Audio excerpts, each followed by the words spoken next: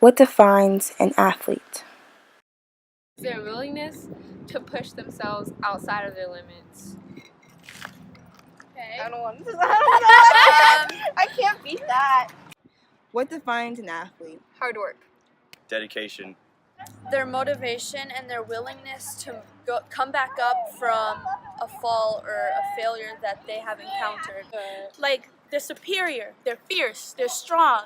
You feel determined, and when you have determination, you're a winner, not a quitter. Their ability to perform running, jumping, and speed and stuff like that. So Russell Westbrook, he's the best athlete in the NBA, or LeBron, but he's not. But Westbrook is not the best player. So what I'm trying to say is skill does not define how athletic you are. What defines an athlete? I believe that what defines an athlete is their work ethic and overall strive to do better in the sport. An athlete isn't just someone who competes and exercises. An athlete supports their teammates.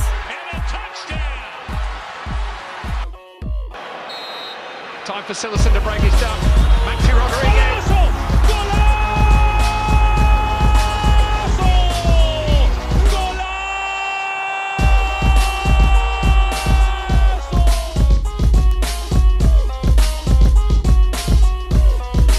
An athlete pushes themselves to the limit.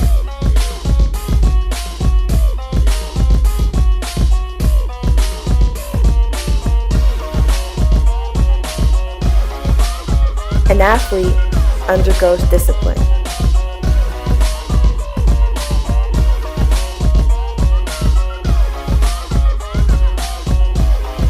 An athlete never gives up.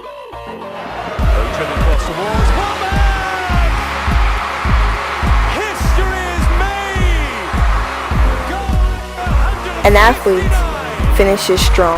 Usain Bolt sprinting ahead, winning by daylight. This is the greatest performance perhaps that we have ever seen in a track and field event. Smashing the world record, unbelievable. An athlete thinks positively. We hit the field like all day like all night like offense like defense like. The USA have got it. Nathan Adrian will bring them home. Olympic record. An athlete makes sacrifices. Most importantly, an athlete strengthens their mind. But even with all the components that make up an athlete, they still have bad days.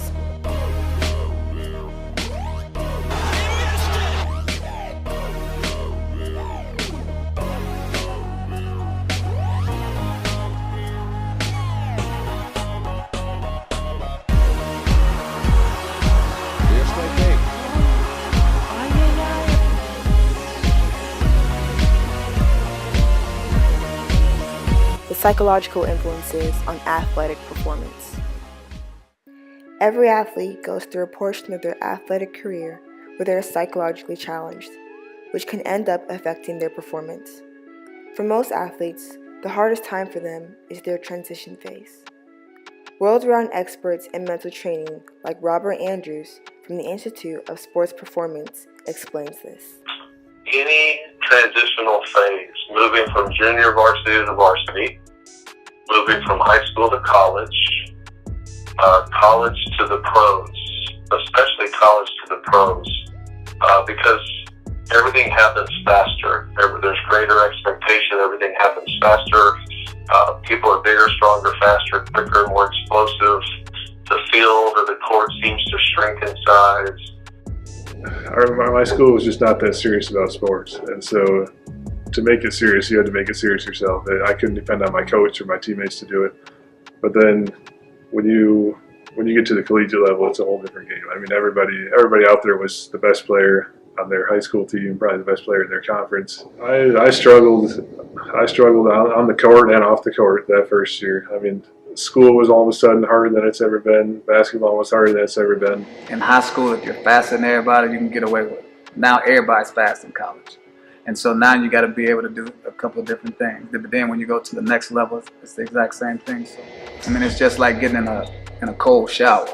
once you get in there, it shakes you for a second, but then you get used to it. And in order to maintain and improve performance when the level of competition increases, the athlete needs to push through and strengthen their mentality through time management, competition preparations, and remembering why they are competing in the sport in the first place. You get there, you have to have the expectation that's going to be difficult. And then you perform at that level and try to take it to another level.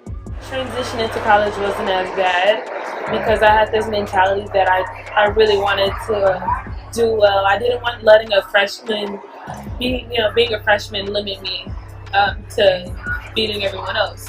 So I really went out there with the aggressive mentality, ready to go against these people who already knew how college track was.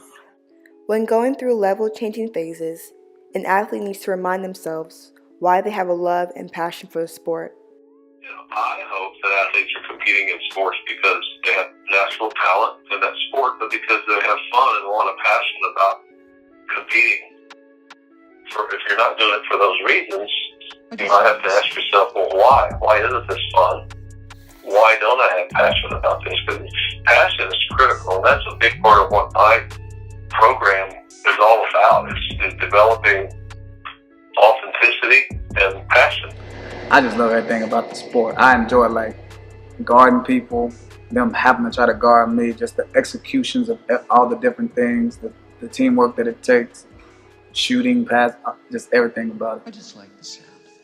Raven Rogers, the 5-time NCAA 800-meter champion. Raven Rogers, a primarily 800-meter runner at the University of Oregon, loves to prove people wrong and do the impossible, and she finds track and field as a perfect place for her to push herself and prove to people that she's different from any other athlete. My motto is more so proving the impossible, so it really excites me to accomplish the things that people don't really think of. Like, for example, when I won NCAAs and went sub-2 my freshman year, like that was something very unheard of, and it was something that really sparked some fire. So that's what I kind of like to do. I like to spark some fire and really surprise people. That was awesome. I'm just so happy. Congratulations. Thank you.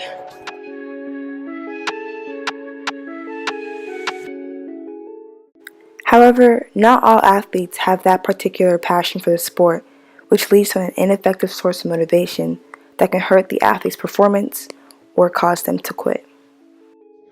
I was a walk-on. I was not scholarship. It wasn't very likely that I was going to play real minutes, and so halfway through my junior year, I ended up leaving the team and focusing on school. So, if you're not competing for love and passion and connection, there's a pretty good chance that you're competing to avoid mistakes or please coaches or parents or college recruiters or scouts, whoever that might be. And those aren't really very good reasons to participate in sports. And they create a lot of stress and pressure and anxiety, which, as you know, is going to inhibit peak performance. Athletes such as Jamarcus Russell unfortunately have alternate sources of motivation, and when challenged to perform at a competitive level with an ineffective source of motivation, failed tremendously. Jamarcus Russell was the #1 draft pick for the NFL in 2007, but his motivation towards money made him the biggest bust in athletic history.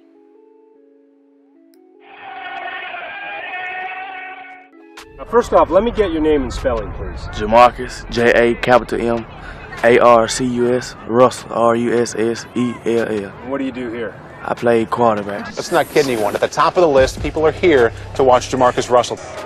With the first pick in the 2007 NFL Draft, the Oakland Raiders select quarterback Jamarcus.